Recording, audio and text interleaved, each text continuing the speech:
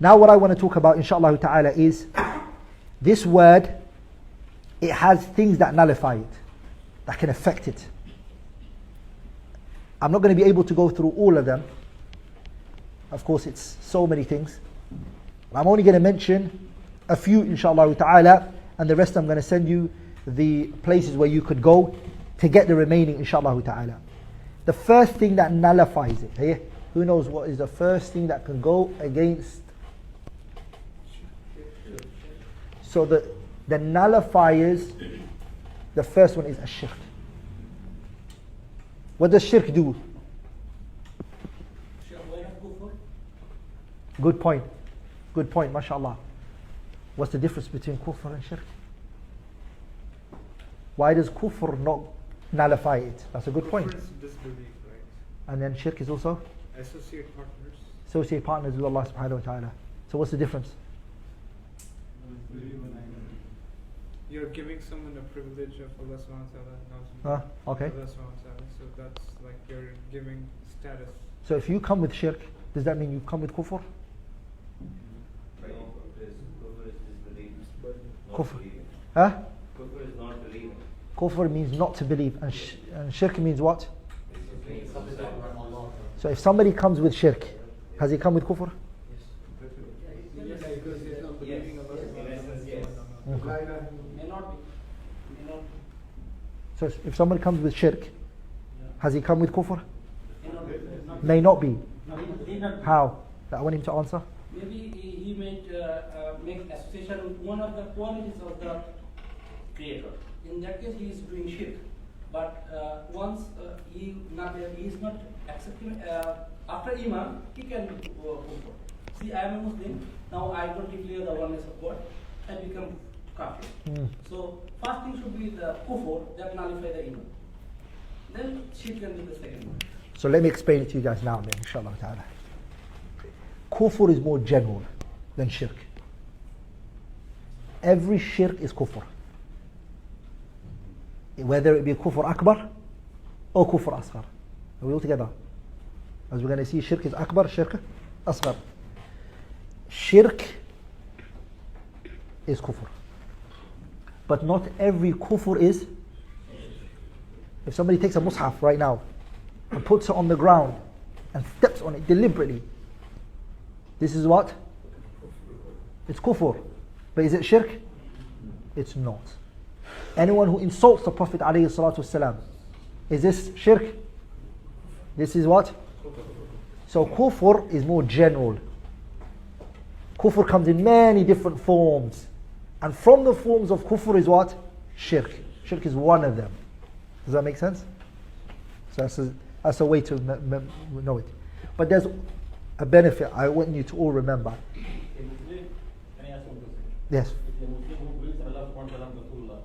The one who? When a Muslim who believes in Allah subhanahu wa ta'ala and Rasulullah, that he's a Muslim. Yes, he's a Muslim. But he is associated, he is committing a shirk, minor shirk without unknowingly. Yeah. And does it take it to kufr also? So, good point. So let me establish one point, inshallah ta'ala. Because in my understanding, Let's establish one thing, important point. That is, when we talk about concepts, we're talking about general concepts, okay? In terms of its application on specific individuals, we have to understand that's another discussion. That's not what we're talking about here. We might talk about this issue is kufr. But we're not talking about so-and-so and Amr and Zayd and Bakr is a kafir. That's another discussion. We need to separate the two. Okay? For example, the scholars will talk about if somebody does this, he's a kafir. But they won't say Zayd or Khalid or Amr is a kafir. The people to do that is the scholars and the people of knowledge. The scholars are the ones who do that. That's a point I want to understand.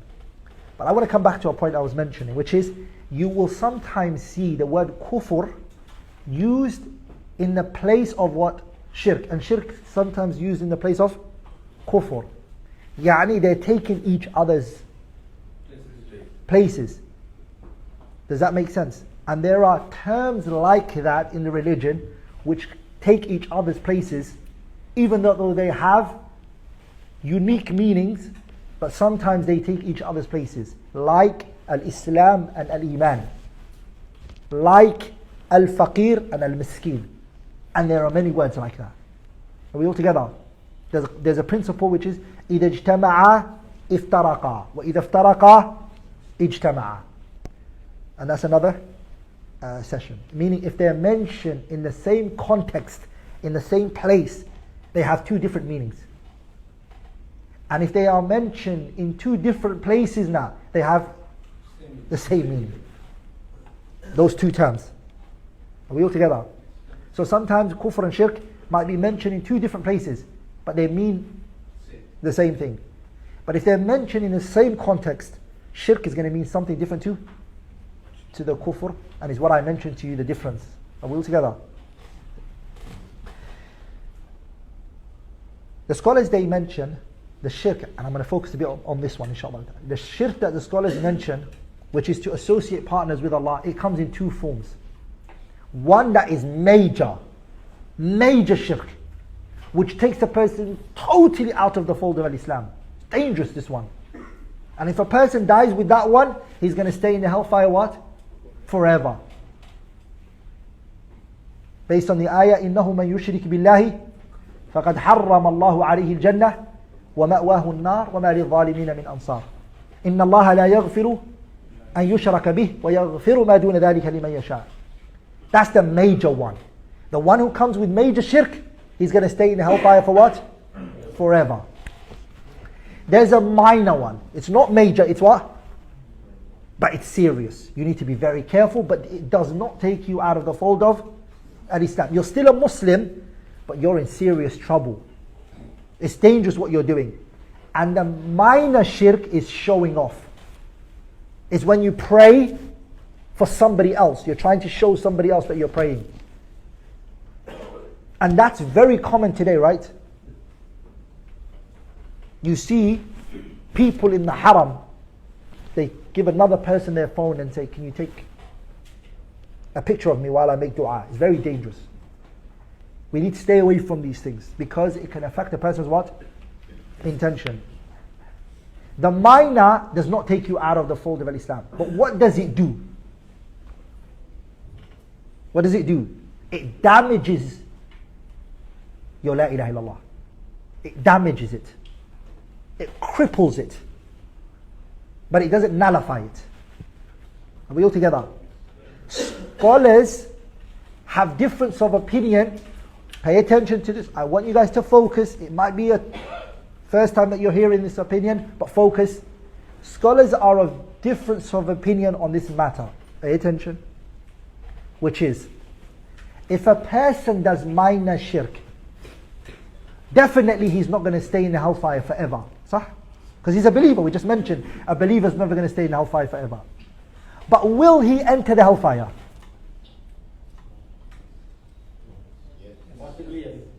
Is it a possibility or is it a must? Minor we're talking about. But who thinks it's a possibility?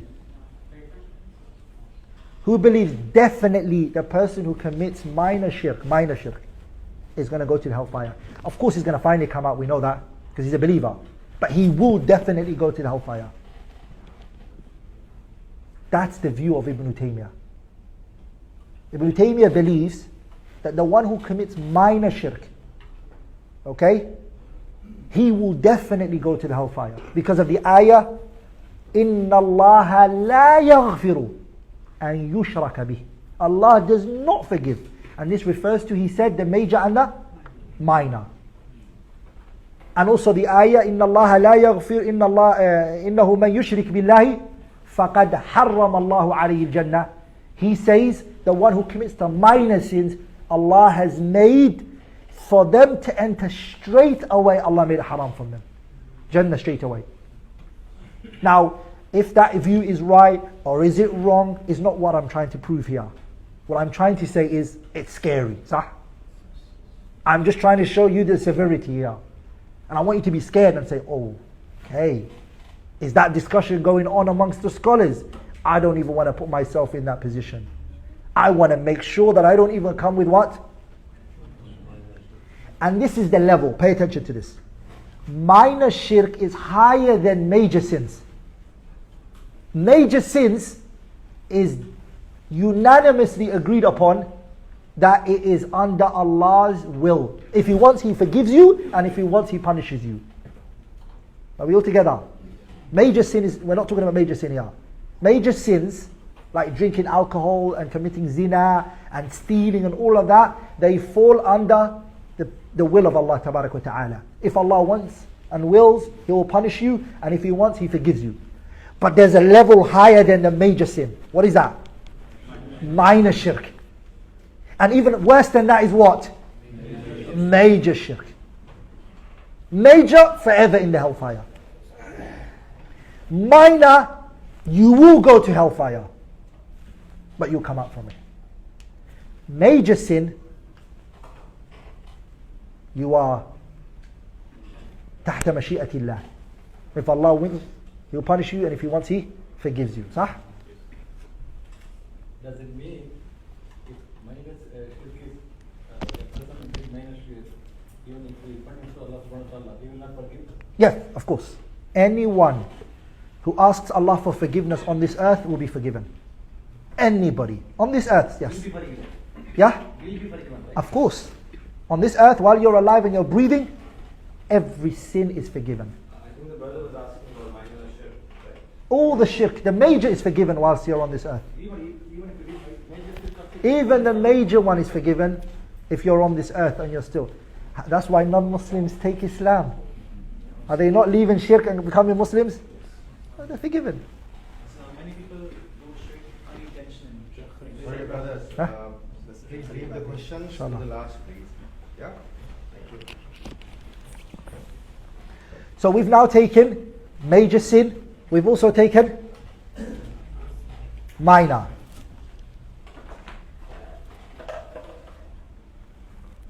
We also have taken major sins. We just spoke about major sins, right? We mentioned what major sins are and the consequences of it, right? There's another thing that a person needs to stay away from, which is consistency on minor sins. Are we all together, brothers? Consistency on what? Minor sins. If you're consistent upon minor sins, what will that do to you? ولذلك Shaykh al-Islam ibn Taymiyyah in his Majmu' al-Fatawa mentions that a fasiq, the term al-fasiq, when it doesn't mean disbelief, it refers to the one who is either doing major sins or he's consistent upon minor sins. Are we all together? Because consistency on minor sins will push it to becoming what? A major sin. Affect it from it existing at all, like it's been like someone attacking your heart. And something can attack it, which is like losing your arm. And something can attack it from it being like your hair, the beauty of your iman. Are we all together? And all three of them are mentioned in which hadith? الإيمان بضع وسبعون شعبة. The highest of is what? If you damage your la ilaha illallah, your iman is gone. If you damage your shyness, it's like you don't have an arm, or you got one leg. Imadatul adha anit tariq, taking the harm from the ground, is what? It's like your hair. Are we all together? And there's many things that can fall into those categories, inshallah ta'ala. Yeah? What is another thing that can nullify your la ilaha illallah, which is from the nullifiers? Mockery. Mocking the religion can also what? It can nullify a person's religion. And this is, we're living at a time where social media and jokes, Allahul musta'anu ala ma tasifun, sah? People just joke with no limits. And you have to understand, when those people came to the Prophet alayhi salatu wasalam, and they said, قُلْ أَبِاللَّهِ وَآيَاتِهِ وَرَسُولِهِ كُنْتُمْ تَسْتَهْزِئُونَ لَا تَعْتَذِرُوا قَدْ كَفَرْتُمْ بَعْدَ إِيمَانِكُمْ. They said, Ya Rasulullah, they tried to look for excuses of why they mocked the Prophet ﷺ. What were they told? Don't try to bring excuses. قَدْ كَفَرْتُمْ بَعْدَ إِيمَانِكُمْ. After you became believers, you have now left the religion. It's a red line that you should not cross. Don't make a joke about the Prophet ﷺ. Don't make a joke about the religion. And this is serious. Are we all together? There's many other things you can joke about. Don't joke about the deen. Because it can cause your religion to what? To go. Another thing that nullifies a person's religion is if you believe that there is another way of life better than the guidance that the Prophet came with, this will make your religion go. You believe that there's another way of life that is better and greater than the way that the Messenger sallallahu alaihi wasallam came with, this will take you out of the fold of Islam. That belief alone will take you out of the fold of Islam. You can't believe that. When you came into Islam, when you embraced Islam, you believe Islam is the best. Sah? There is nothing better than it. You can disagree with Muslims and the way they practice Islam, that's fine. We all know that we are not practicing Islam the way it should be practiced, right? But we're talking about, you're saying, this religion of Islam. And then the way this religion is, there's better ways. The 21st century today and the way that the world is and everything is better than going back into time and following an ancient medieval book. That's kufr billah. That statement, if a person believes that, they become a disbeliever because of it. That's dangerous. Are we all together? We can't believe that. Another thing that takes the person out of the fold of Islam is if you hate something Allah and His Messenger came with. You hate something that the Prophet came with. A brother says, I hate the bid. Or a woman says, I hate the hijab. That statement that person said, something the Messenger, Allah Azza wa Jalla and the Messenger came with, you're saying, I hate it. It will take a person out of what? It will take a person out of the fold of Islam. ذَلِكَ بِأَنَّهُمْ كَرِهُوا مَا أَنزَلَ اللَّهُ فَأَحْبَطَ أَعْمَالَهُم. Their actions are nullified, Allah says, because they disliked what? They disliked what? You have to understand this. Another thing that nullifies our religion is, which is another problem, it's going for magic. Magicians in Islam, they are what? They're disbelievers. A magician is not a Muslim. He's a what? He's a disbeliever. Allah says in the ayah, وَمَا يُعَلِّمَانِ مِنْ أَحَدٍ حَتَّى يَقُولَ إِنَّمَا نَحْنُ فِتْنَةٌ فَلَا تَكْفُرْ. They're saying to you, don't disbelieve. Meaning, what way? Don't do this. It's kufr. Are we all together? You mean to say that watching illicit shows also? No, not watching. You shouldn't watch these things, aslan. And you should not like to watch these magic things, and we should not bring to our brothers and sisters and our children Harry Potter and all these things. Shouldn't. Avoid these things. 110%. They're making these things into like a child-friendly thing, but reality, the seriousness of it and the consequences that it has is very heavy. Are we all together? The person starts to see these things as very light. Are we all together, brothers? Stay away from it. Like in the one who is a magician. We're talking about the one who is he's a disbeliever. Based on that ayah. All of these things are what? They affect it. They affect your la ilaha illallah. Because a magician can only be a magician if he worships other than Allah. There's no other way. Are we all together? The magicians, who do they worship? They worship other than Allah tabarak wa ta'ala. They worship shayateen and etc. Are we all together, brothers? Another thing that nullifies Islam, there are many more, but we're just going to mention this as a final one, which is al-i'radu to turn away from the religion. لا يتعلمه, the person doesn't want to learn about the religion.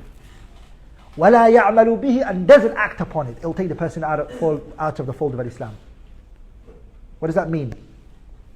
This person is a Muslim. He does not know anything about Islam.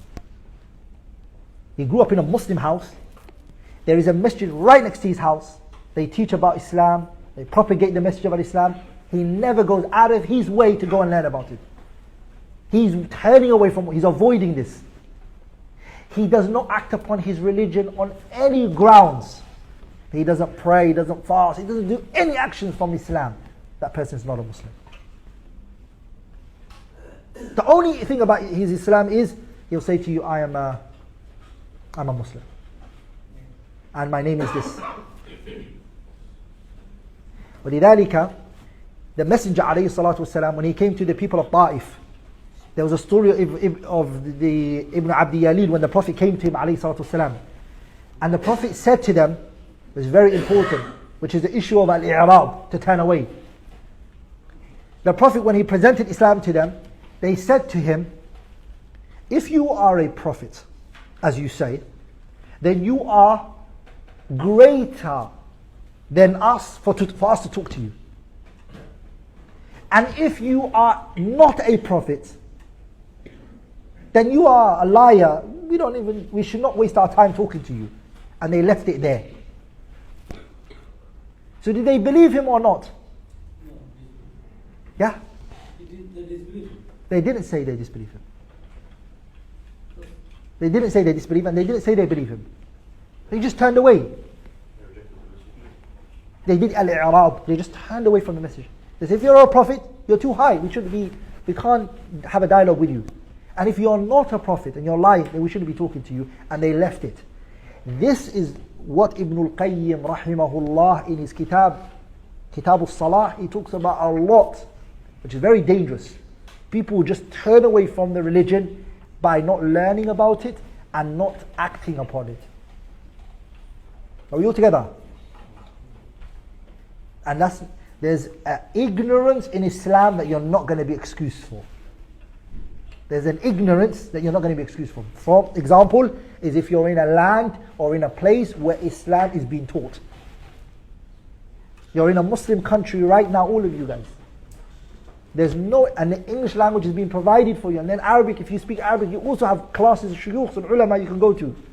And in the English language, you have programs that you can go to. You deliberately choose not to go to any of that, which then results in you not acting upon anything in the articles of your faith.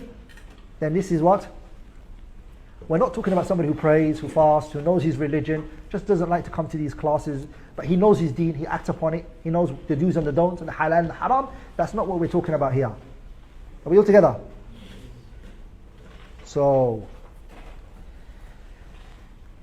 you have to be very careful. Don't gamble your religion. Don't take a risk. Connect yourself with Allah subhanahu wa ta'ala, and as the title of the topic was today, perfect your goal.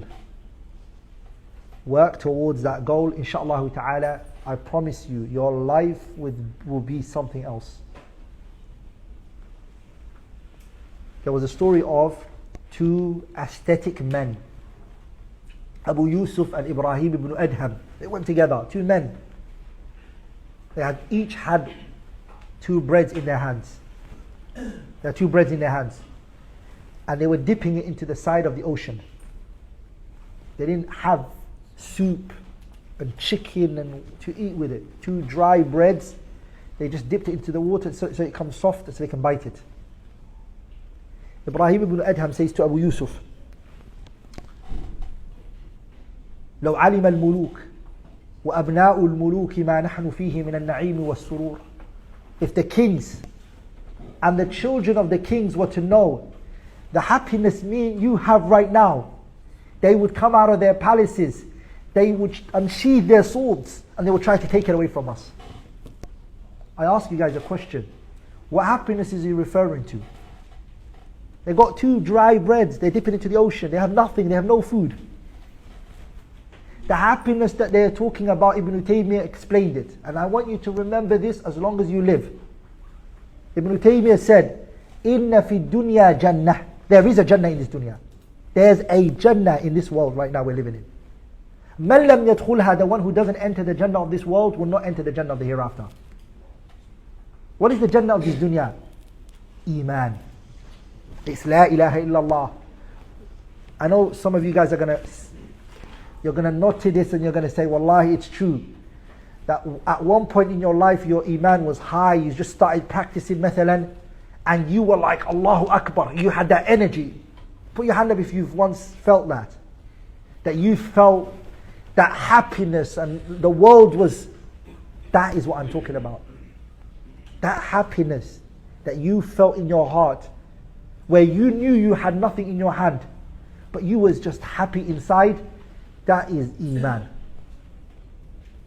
That I can say to you, in the course of my years of da'wah, I'm always shocked when I meet certain people in my life, especially coming from the UAE. You meet very wealthy people, so you're assuming by default that these people, mashallah, they're living the life. That's what you think to yourself. And the person comes to you and says to you, I'm on antidepressant pills, I haven't slept for the last few weeks. And I'm listening to him and I'm thinking to myself, I don't even have £100 in my account.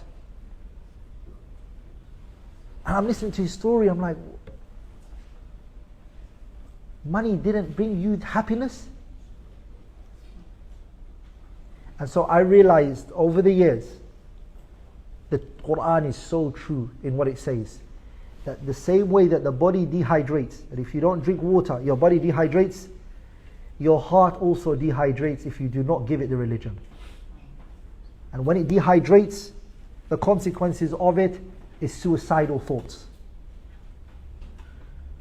It's what? It's suicidal thoughts.